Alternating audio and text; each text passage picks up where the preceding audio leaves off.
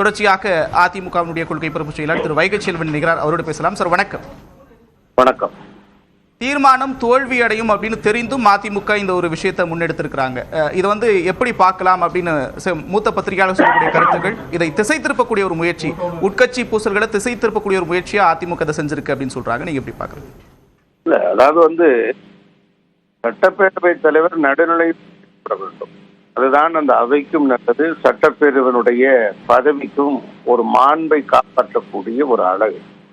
அப்படி ஒரு மாண்பையும் ஒரு கண்ணியத்தையும் காக்க தவறிவிட்டார் சட்டப்பேரவை தலைவர் திரு அப்பாவு என்பதுதான் அனைத்து இந்திய அண்ணா திராவிட முன்னேற்ற கழகத்தினுடைய குற்றச்சாட்டு.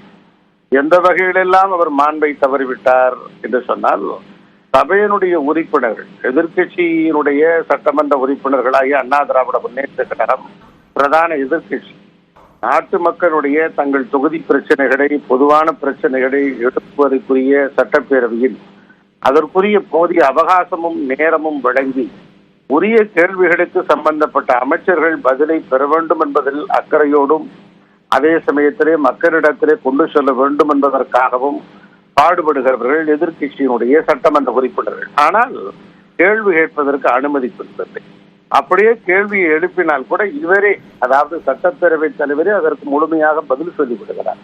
இது ஒரு சட்டப்பேரவையினுடைய நிகழ்வுக்கு அழகல்ல.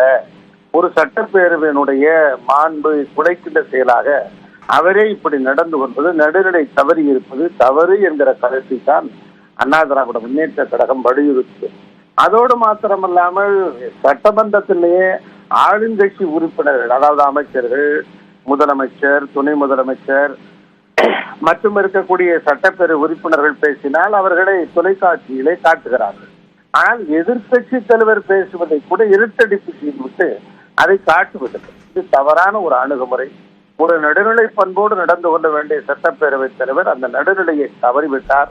ஆகவே நம்பிக்கை இழந்திருக்கிறார் என்பதை சுட்டிக்காட்ட வேண்டும் என்பதற்காக கொண்டு வரப்பட்டது.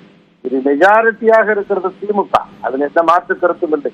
இது அவை தோல்வியுற்று இந்த தீர்மானம் தோல்வியுறும் என்பது தெரிந்த ஒன்றுதான்.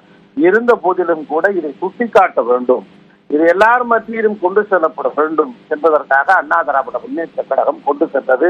இந்த சபாநாயகர் இதையெல்லாம் புரிந்து கொண்டு இனிமேலாவது இந்த முழுவதும் நிதிநிலை அறிக்கையினுடைய கூட்டத்தொடர் ஏப்ரல் மாதம் முழுவதும் நடைபெறுகிற இந்த கூட்டத்தொடரில் கண்ணியத்துடனும் நடுநிலை தன்மையோடும் நடந்து கொள்ள வேண்டும் என்பதுதான் எங்களுடைய கோரிக்கை. நிச்சயமாக இணைப்பில் கருத்துக்களை பகிர்ந்து கொண்டமைக்காக நன்றி திரு வைகை செல்வன். நம்பிக்கையில்லா தீர்மானம் தோல்வியடைந்திருக்கக்கூடிய நிலையில் சபாநாயகர் அப்பாவு மீண்டும் தன்னுடைய இருக்கையிலிருந்து வழக்கமான நடைமுறைகள் தொடங்கியிருக்கிறது.